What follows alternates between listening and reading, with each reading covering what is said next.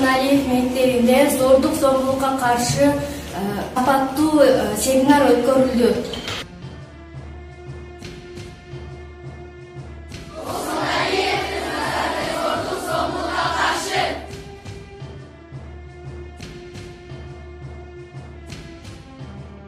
Biz zorluk zombulukka karşıyız.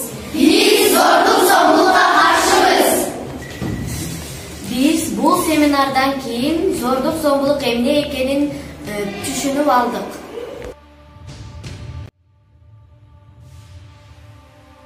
Айтабыз, сизге дагы айтмачы. Бул ушул тема өтө чоң тема экен. Мен бүгүн ушул темадан аябай көп нерсе алдым. Баарыңызга рахмат.